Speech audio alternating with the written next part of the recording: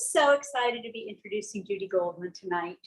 And huge thanks to both of you and to Malaprops for having nurtured and celebrated writers and readers in North Carolina for 40 years, and North Carolina and beyond.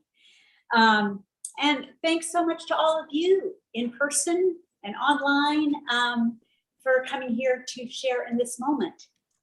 So I first met Judy 20 years ago, thanks to two audience members, Georgianne Eubanks and Donna Campbell. We were both teaching at what was then the Duke Writers Workshop and is now the Table Rock Writers Workshop. And I was, which is run by these two, that's why it's thanks to them. I was fairly new to the North Carolina writing scene then, and Judy was so wise, so funny, so generous that she made me feel right away as a Bible. Okay, all right. Thank you. So should I just? Oh, there was. No. I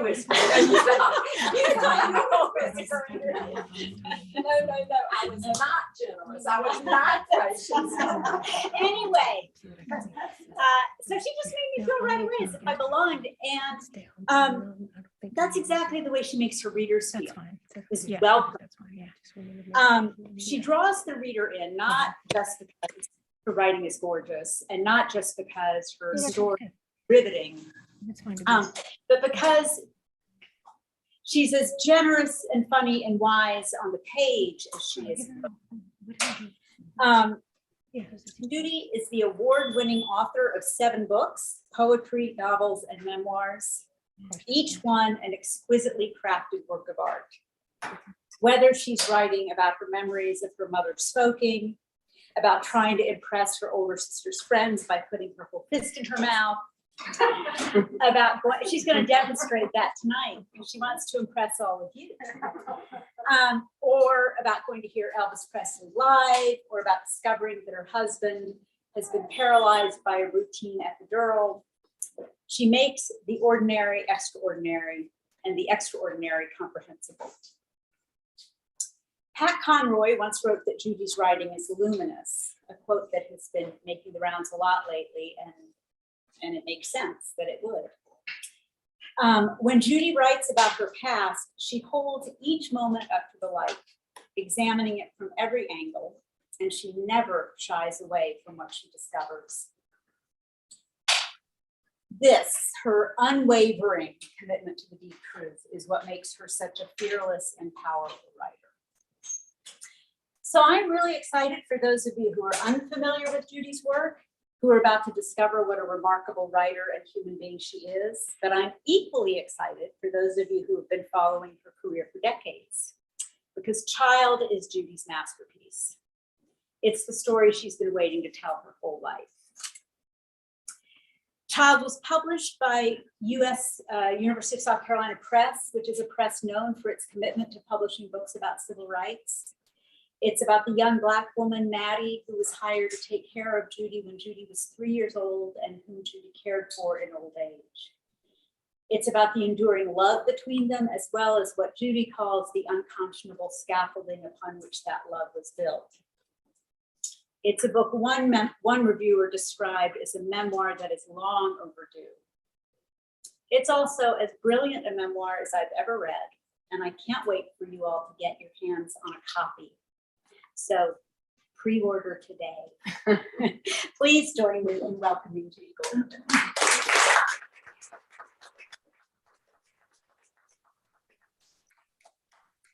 I think that should just be it. You know? Thank you, Abigail. Thank you. What a privilege to have a good friend and a good writer friend introduce you. That's the best. So thank you. And Stephanie, I hope y'all can hear me.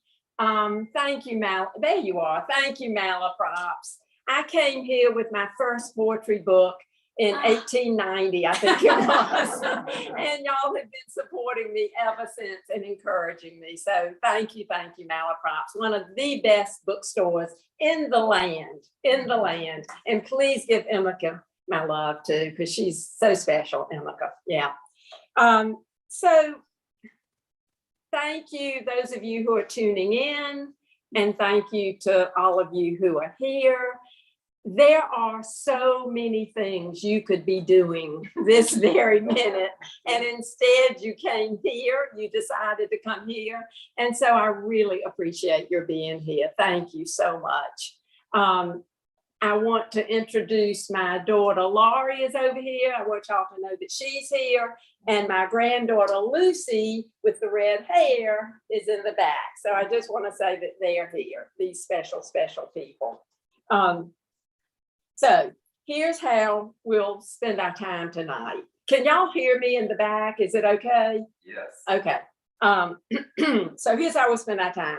I'll talk a little, read a little, and then at the end we'll have time for questions. So that's the way it'll go.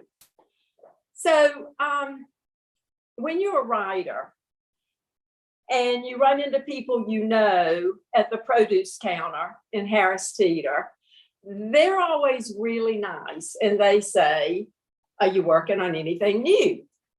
And so for 3 years, because that's how long it took me to write this book, 3 years, I have been answering, yes, I am working on something new. And then they say, what is it? And I tell them, I'm working on this, I'm writing the story of Mattie Culp, the Black woman who worked for my family, lived in, helped raise me, the unconscionable scaffolding, which Abigail referred to, on which the relationship was built, and the deep love.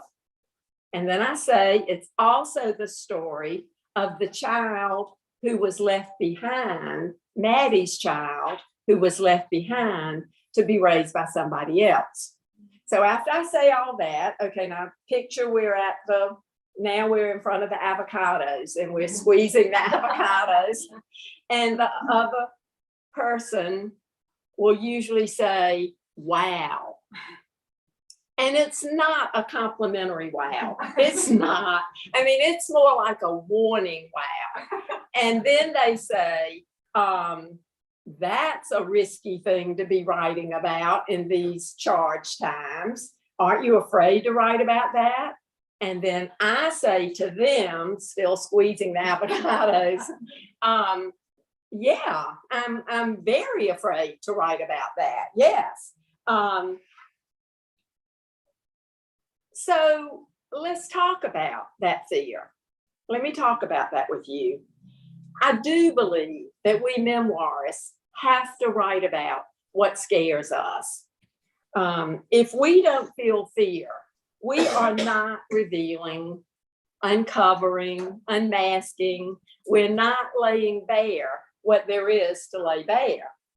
And some of you who've been in my poetry workshops, my fiction workshops, my memoir workshops, it doesn't matter what you're writing. I tell students, you have to write about what keeps you up at night.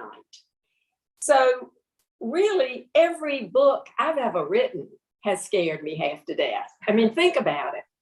My first memoir was a memoir about my relationship with my older sister. It was a very close relationship, and it was a complicated relationship. Now, I started writing that book the night she died. So, but her husband, her 4 sons, Scott, one of her sons is right here now, my nephew. What if her husband didn't like what I had written? What if her 4 sons did not like what I had written? Then the next memoir that I wrote was about my husband and the medical mishap he experienced. What if the doctor did not like what I wrote? Okay, we won't go into that. What if the hospital didn't like what I wrote? And then this book, Child. So what about this book scares me? Honestly, what doesn't scare me? A privileged white woman writing about her Black maid? I mean, who in her right mind would even do that? What if it just turns out to be an old lady's very romantic love story? What if that's all it is? what if I fail to honestly fully examine the power dynamic between my family and the Black woman who worked for us? What if I fail to acknowledge the lack of choices Mattie had? What if I turn a blind eye to the brutal realities of the Jim Crow South in the 40s and 50s? What if people just don't like what I've written? I mean, really and truly, writers are poor, pitiful, pathetic, sensitive creatures, and we want to be liked. So another thing I tell students in my memoir workshops, you have to be twice as hard on yourself as you are on anybody else. So what if all I've done in child is try to make my family look good? See how enlightened we are, see how progressive we are. I'm going to stop my talking for a minute and read to you a little bit from the prologue and from chapter 1. Like thousands of white Southerners in my generation, I was raised by a Black woman who had to leave her own child behind to work for a white family. At least that's what I always believed. It wasn't until I had written several drafts of this book, then happened upon unsettling information that had been in these pages all along, that I started asking questions of the people who were still alive. And that's when I learned there was more to the story. A story that, of course, encompasses race, but also childhood and all that occurs before we grasp the true scale of the grown-up world. These are micro-narratives, fragments that form a love story, a jumbled up love story, the ordinary moment-by-moment story of Mattie Culp and me from the time I was 3 until her death 63 years later. Memory is 2 parts. First, the re-inhabiting. The light outside our window is fading. Mattie and I are side by side on the edge of the bed. She takes off her glasses and places them on the Bible on her bedside table, leans closer to me so that I can rub her pillowy shoulders, mostly her right shoulder, the one that always goes stiff after a day of work. My small fingers soften the knots that need softening. She whispers, "You got magic in your hands." I love saying that sentence because I can just hear her voice when I say it. That's why I close my eyes. That's me talking. It's not in the book. Then the interpreting. Our love was unwavering, but it was by definition uneven. She was hired by my parents to iron my dresses and fry my Ovalite eggs, but that doesn't begin to describe the marvel she was to me. And what was I to her? How to be clear and unidealized about that? At times, I've hesitated to even talk about us. And if I couldn't talk about us, I sure couldn't write about us. Our relationship was lovely in an unlovely context. So many contradictions. If I say one thing, I could be denying something else. My opinions might really just be assumptions. Any innocence I express, simply defensiveness. Nothing is ever simple. But I've wanted to tell this story for as long as I can remember. I'm 80 now. There won't be a better time for me to get the details down, to try to understand the complications of a key relationship in my life, to answer that voice saying, yes, go ahead, write our story before it's lost. Chapter 1. In the beginning, Mattie and I shared a bed, a double bed that felt as wide as the world. She came to work for us in 1944 when she was 26 and I was 3. My sister was 6, my brother was 11, mother was 35, my father 36. It was unusual in Rock Hill, South Carolina, for a maid to live in. We knew only 2 other families who had someone actually living in the house. The maids who lived with these other families went to their own homes on the weekends. Mattie did not have her own home. Our home was her home. I never questioned why she didn't just do day work like other maids. Never asked her how she could just move in with a family of strangers and leave her own child elsewhere. Never asked anything about the arrangement she had made. I didn't know why my parents wanted someone to live in. Didn't know why we wouldn't just hire a day worker like everyone else. I only knew this. The way Mattie wrapped her head in a faded plywood scarf before bed, the sureness of her body beside me, her soft and generous bosom, her soft and generous everything, her quiet hymns, Jesusing me to sleep. So, thank you. I love the hymns. I like the moaning in the audience. I'm always listening out for moans. So, here's how long I've wanted to write this story.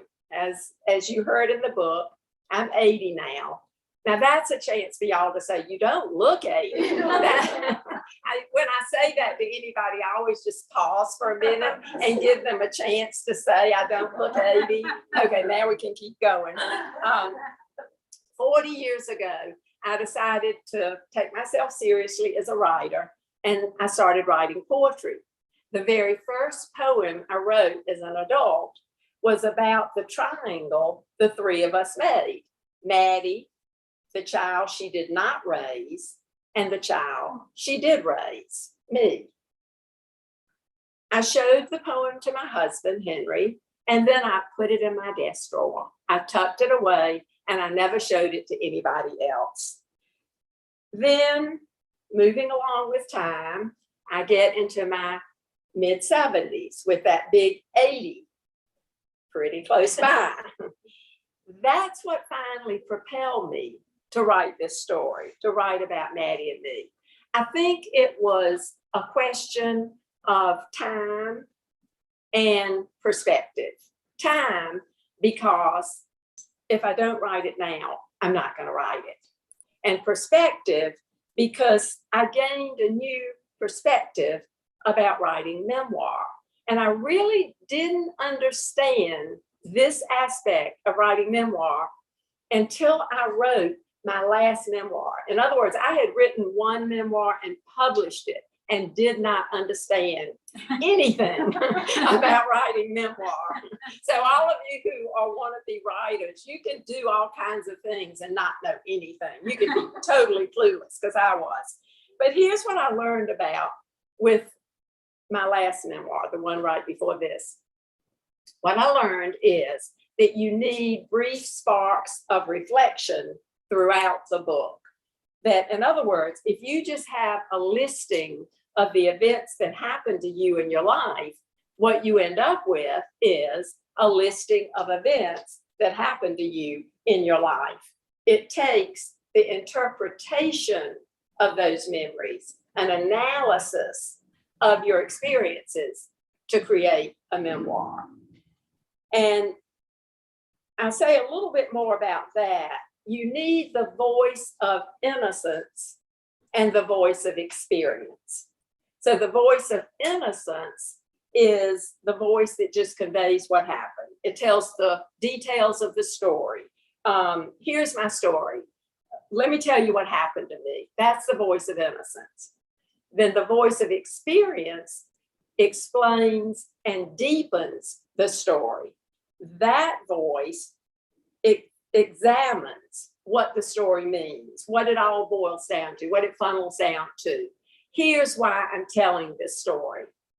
So once I understood the voice of innocence, child Judy, what I knew about Mattie when I was growing up, and then I also brought in the voice of experience, the grown-up Judy, here's how I see it now.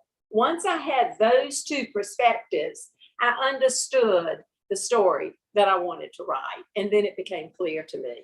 And here's the question that propels most memoirs. What do I know now that I did not know then? That's the question. What do I know now that I didn't know then? So I knew right off when I really started the book, I think, I knew that I wanted to glorify and vilify both. I wanted to glorify Mattie, but I also wanted to vilify the very reason our relationship with Mattie existed, the segregated world in which we lived. I guess I would say that I also wanted to vilify the things that my family let be okay. And here's what I'm talking about. Scott, nephew, tall, good-looking guy back here. You would certainly say what an unbelievable cook Mattie was, right? Okay, she was world famous for her fried chicken, for her fried flounder, for her squash casserole, for her biscuits, for her pineapple pie. Have you ever heard of pineapple pie? You have not. Nobody has heard of pineapple pie. That was her invented recipe. Anyway, she made these wonderful dishes. So sitting around the table was my father, my mother, my older brother, my older sister, and me, the five of us, sitting around the table, eating the wonderful food that Mattie made. And in the kitchen, at the very small table, just under the two windows, Mattie sat eating her dinner alone. So when I was little, I said this to Mattie over and over. Mattie, when you get old, I'll take care of you. And she always answered me exactly the same way. I know you will, child, for sure, for sure. I know you will. I really believe that our relationship had two parts. The first part, she took care of me. The second part, I took care of her. And it's not that I was so magnanimous or generous or anything.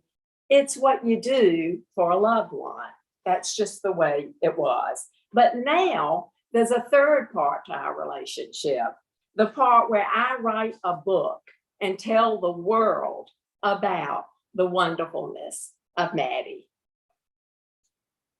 I really hope I've examined our relationship in a way that honors it, all that it was, and that exposes it, all that it could never be. And my publisher, who's just a darling young woman, she gave me this sentence. She said, Judy, here's what your book is about. And I really love it. And I want to honor her when I steal her sentence. She said that it's a meditation on love in the shadow of white privilege and racism. Isn't that good? Do you want to hear it a second time? Because I want to say it a second time. So it doesn't matter whether you want to hear it a second time. Here it comes. It's a meditation on love in the shadow of white privilege and racism. A good sentence, a really good sentence. Okay, I'm going to read a little bit more from further into the book.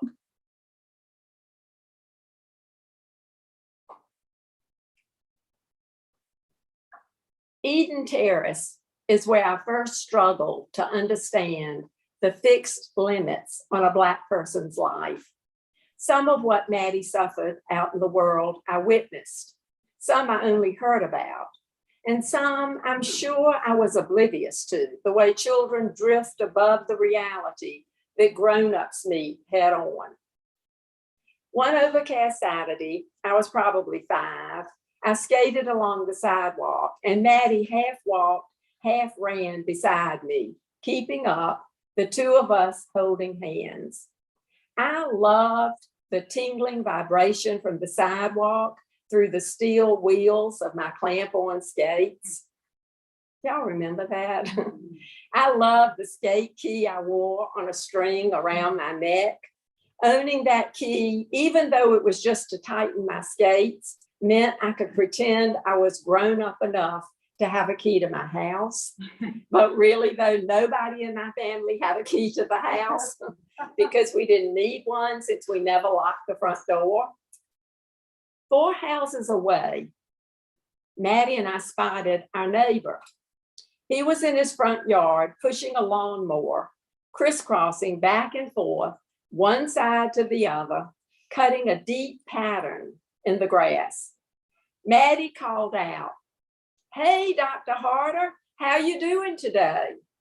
Mattie knew everyone on our street and everybody knew her. She stopped right then, pulling on my hand to teach me that it's good manners to pause for a moment and say hello to people. I figured I didn't need to say anything since she had already spoken, which was good enough for both of us. At first, I thought he wouldn't be able to hear her, and I wondered why we couldn't just keep going. But he did hear her. I know, because I saw him turn toward the sound of his voice. However, he did not return her greeting. He did not even look at her. He made a point of not looking at her, focusing only on me, a forced, sly grin on his square-jawed face. And then he called out over the roar of the lawnmower, "Hey, Judy." Did that just happen? I looked up at Mattie. She was still smiling her smile, so real, so soft-faced. She was there. She was real. She was not a person anyone should ignore. She cocked her head a little in my direction, as if to say, "All right, we can go now." And we were off. I wished I could have told her how that made me feel, the way my throat closed from the sadness, how I was having to work to suck in enough air. I wished I could have asked her how it made her feel, although I really believed I could feel what Mattie was feeling. Just as she always showed me, she could feel what I was feeling. My skate would work itself loose and I'd hit the sidewalk and skin my knee. She'd carry me home, pull me onto her lap, paint my knee with mercurochrome, blow on it, stick on a Band-Aid, smooth down the curly edges, all the while murmuring, "Oh, child, that hurts Mattie so." I just didn't know how to tell her that what Dr. Harder did hurt me so. That's even better than a moan. Thank you. Thank you. I knew what I wanted to convey in this book. But here's the thing about being a writer, and there are lots of writers in this group, and those of you who are writers know what I'm talking about when I say this. You have a vision in your head of what you want to write about. You know what you want to write about, but somehow or other, you never get that vision down on paper, right? It just doesn't go from here to there. This is what I would want to tell y'all. If you could look inside my brain, you would see what a fabulous writer I am. It would be so obvious to you. There's a great quote by Iris Murdoch, truly a fabulous writer. She said, "Every book is the wreck of a perfect idea." Isn't that good? Every book is the wreck of a perfect idea. All along, I wanted this book to say something about what makes us human, who we are, what our intentions are, what we value in life. I wanted to write about what all of us, we humans, what we have in common. The best of human nature and the fallibility in human nature. The segregated world, which denigrated Mattie, is the worst in human nature. And Mattie represents goodness. She represents the best in human nature. So I'm going to read one more little piece from my book. And this is just a piece of a chapter.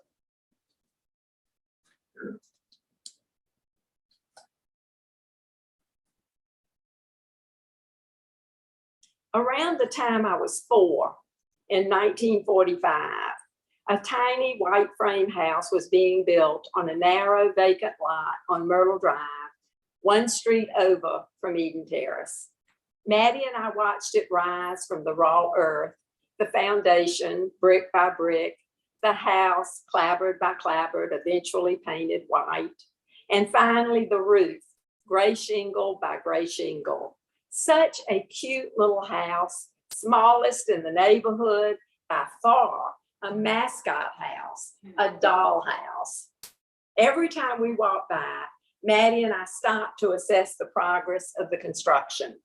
Sometimes she said to me, "Don't you wish me and you could buy that house and just the two of us go live there?" "I do, Mattie," I always answered, "I do."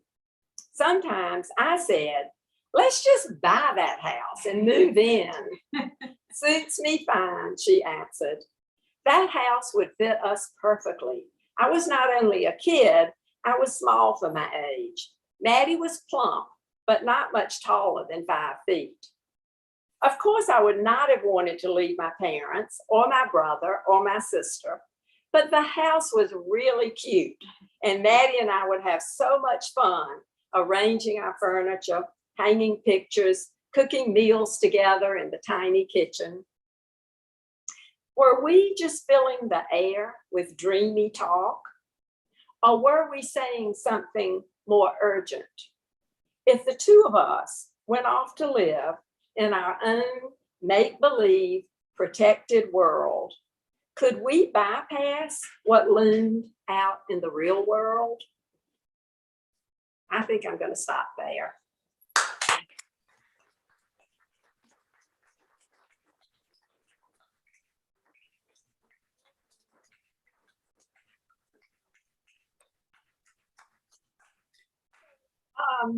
We've got some time for some questions and maybe even some answers if I have them. Any questions? Vicki. I know this is about a little town, family at home, but Judy, globally, Jewish people have had the worst racism against them ever. Did you? How did that enter in? Have you experienced anti-Semitism, and did that make you think of Mattie and what she might have experienced? That's a good question. Okay, growing up in Rock Hill, a town of 30,000, there were 12 Jewish families. We had a synagogue for a while, and then we sold it to the Latter-day Saints. Okay, so put that aside, it's gone. Can't do anything about that. So I never experienced any anti-Semitism, I can't even say the word, growing up in Rock Hill. And I think it was because there were so few of us, and we were just part of the town. I mean, I played basketball for the Episcopal Church. You know, they were the only people who would have me. But you know, God bless the Episcopalians. I was about 2 feet tall. I played basketball for them. But no, I just didn't experience it growing up. The first time I ever experienced it was when I was teaching in Atlanta. And that's a much bigger city with a whole lot more Jews. And I think the more of us there are, maybe the more opportunity there is to feel for people who are not Jewish to see the otherness of us. So that's just a little theory that I threw in free for your answer. Now, did that make me more sensitive to Mattie and her situation, you asked? No. I think I just, Mattie was the lens through which I viewed race. She was my lens. And so that was my sensitivity, purely Mattie. If Mattie is treated well, everything's okay. If she's not treated well, nothing is okay. Is that a good enough answer? Yeah. Okay, good. Thank you. Other questions? Don't make them quite as hard as that one. Like throw in a softball question. What's an overlight egg? A what? Overlight. Overline. Oh, remember it's Judy. Georgia, you of all people, you have kidded me forever about how I say daughter. Yeah. So overlight egg falls under the same category, right? You know, it's a disability. It's a Southern disability. Okay, I should have said just fried egg. That would have been better. Yes. Judy, I know that during your growing up years, that Rock Hill became the center there with some of the sit-ins and things like that in the response of the city. Do you address that in this memoir, or did you ever have any conversations with Mattie about that? I mean, I Could know y'all most of hear her us- question? Okay, so I should have repeated the first question too. The question is, Rock Hill was the scene for some pretty rough sit-ins and demonstrations in the early 60s. And did I experience that? Did I talk with Mattie about it? Is that your question? I was in college when those were going on. And what is so odd and interesting to me, and I wish my parents and Mattie were around now for me to ask them, we never discussed it. I was in Athens, Georgia, not knowing what was going on in Rock Hill, and it was never talked about. So you can make of that what you will. I think it's really odd that we never talked about it. I think that was true in a lot of places. Now, I will tell you this. This book originally was something very different from what it is now. Originally, what I wanted to write about in this book was all the different brushes that I've had with civil rights. Because if you grew up in the South in the 40s, 50s, and 60s, you had plenty of brushes with civil rights, and I did.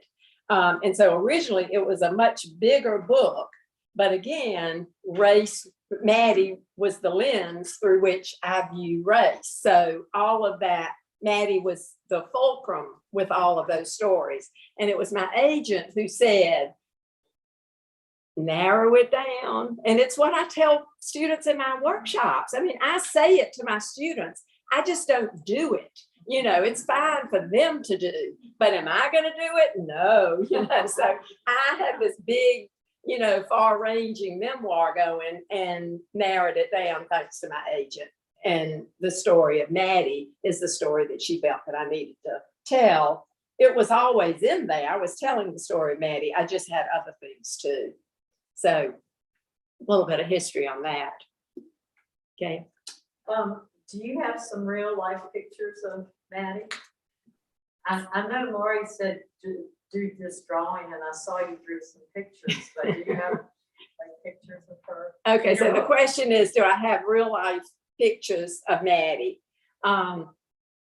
When you buy my book today, when we finish talking, and when you take yourselves over there to Stephanie and buy a book and then bring me the book plate and I write something to you, and then you get your book in your little hands, you will see a wonderful picture of Mattie, a wonderful picture of her, taken around the time, 1944, when she came to work for us. It's an amazing studio photograph of Mattie in 1944. And okay, so you mentioned the drawings. During the pandemic, my daughter Laurie just appears at the door with a sketchbook and a whole set of colored pencils and says, "Draw, Mom." And you know, it all reverses. Like for years, we told them what to do, and then now they tell us what to do. And if you have children, you had finished writing the book and you didn't know what to do with yourself. exactly. I was really bored. I was buying a lot of yellow Converse high top sneakers online. I was doing a lot of odd things. And so Laurie said, just draw. That's how you'll spend the pandemic. So I drew scenes from this book. So little by little, I've been posting them on Facebook, but I didn't put them in the book. I didn't think they belonged. So anyway, they were fun to do. What surprised you most in writing this book? What surprised me most writing this book? There's such a specific answer to that question. So specific. So I'm a word person. I am not a mathematician. I was in honors math in high school, but the school was so small, I think everybody was in honors math. You know, it's like giving a trophy to everybody. We all got to be in honors math. So I'm not a math person. Really late in the revision process, I had written the whole book and was just about finished revising it. I gave it to another writer to read. I had read her book, she was reading mine. And she mentioned something about Mattie's childhood on her way to telling me something else. But what she mentioned about Mattie's childhood, I had no idea. And it was stunning. And it was all about math because I don't notice numbers. But it was enough in my book that the reader saw it and just assumed it. So that's what surprised me the most. But again, you have to walk over there, buy the book, read the book, and then you will know what surprised me the most. And maybe it'll surprise you too a little bit. But meanwhile, I had to rewrite the whole book because I had written a book that had something in it that the author was clueless about. So I had to rewrite the whole book to work that in. So you did not know what a smart question you were asking, did you? No. Okay. Any other questions? Any other smart questions? I have a question. Do you have a relationship with any members of Mattie's family right now? Thank you for asking that question. Did y'all hear that in the back? Okay, do I have a relationship with any of Mattie's family now? I was very close with her daughter, the child who was left behind, but she died not too long after Mattie died. And I still have a relationship with Mattie's 3 granddaughters. And in fact, they helped me a lot while I was writing the book with different details that I wanted. And I asked them, would they like to read the book before it's published so that if there's anything in it they don't feel comfortable with, I would change anything that they wanted. And they said, no, we want to read the published book. So they were very trusting, I think. And they know that books are coming now. So, and interestingly, here is Mattie, an uneducated Black woman in the 40s, 50s, going along. Her daughter ended up with a master's, a school teacher. And all three of her granddaughters have their masters and are school teachers. So, yeah, pretty nice. Yeah, pretty nice. I think that might be it. Have We have time for one. Did you have one? I was just hoping, and I'll never get her name right. Maddie's friend next door, Panetta. Pernetta. I don't know, that's not a hard name to say, it's because of the way it's spelled. It's spelled differently.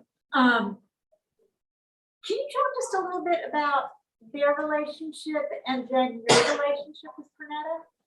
So the question is, Maddie's best friend was a woman named Panetta, and she worked for the family behind us.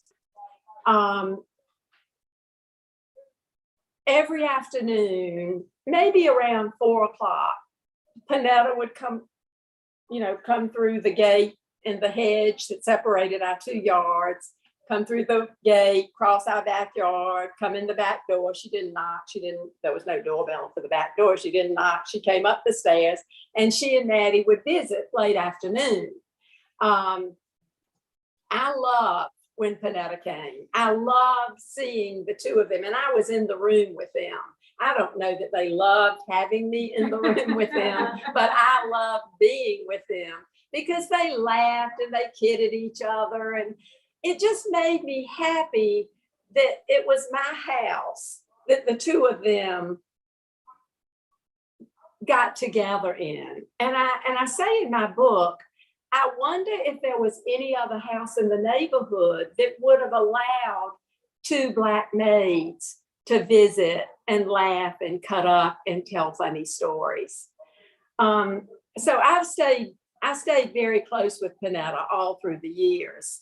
And she helped me a lot with details about the book as well. And in fact, when the big surprise happened, I called her and she knew about it. And I said, well, why wouldn't Mattie tell me this astonishing fact of her childhood?